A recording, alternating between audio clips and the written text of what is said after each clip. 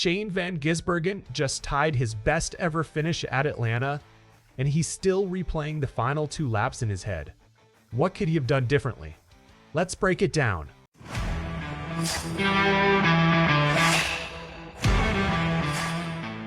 And hey, real quick, if you are a true NASCAR fan like me, go ahead and drop a like and subscribe to the channel. NASCAR Nation news is just getting started. We are pushing for our next subscriber milestone, and it's all about real talk from fans who live this sport every week. All right, let's get into it. So here's what happened at Atlanta.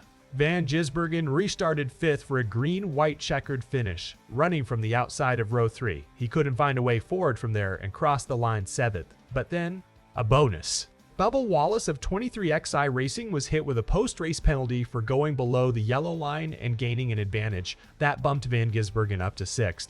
And 6th place? That matched his career best result at Atlanta. Talking to Motorsport Tom's Matt Weaver after the race, Van Gisbergen admitted his mind was still racing. He said it's awesome, but his brain is going crazy thinking about what he could have done better. He described running beside Ryan Blaney's number 12 car coming off turn 4 toward the white flag, calling it fun racing, and noting Atlanta seems to just be one of his better tracks. But when asked directly what he'd change, Van Gisbergen didn't hold back. He pointed first to that final restart. He felt he could have attached better to Tyler Reddick's number 45 car, and said Reddick actually came over afterward and gave him some advice on it. Van Gisbergen said missing that attachment likely cost him a better restart position. Then there was the battle late in the race. Coming off turn 2 on the last lap, Christopher Bell came hard at him. Van Gisbergen wasn't sure if he could have gotten underneath Bell, but the two made contact multiple times, and he said it killed all his momentum. Now, here's an interesting wrinkle.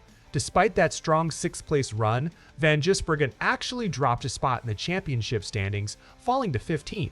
Austin Cindric's 9 stage points pushed him 1 place ahead into 14th. Van Gisbergen explained his mindset on that final restart. He wasn't racing anyone directly for points at that moment, so his focus was on consolidating his position rather than changing his approach, and he said he was happy to walk away with a P6. There is another bright spot from the weekend too: qualifying.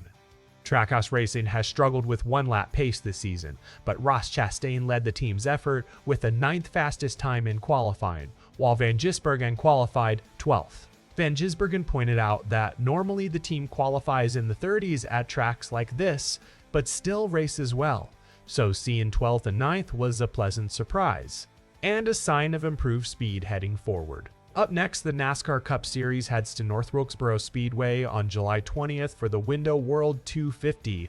So here's the question for you. If Van Gisbergen had attached better to Reddick on that restart, do you think he could have finished even higher than 6th? Drop your thoughts down in the comments. If you enjoyed this breakdown, make sure you like this video and subscribe to NASCAR Nation News so you never miss a story. We'll see you in the next one.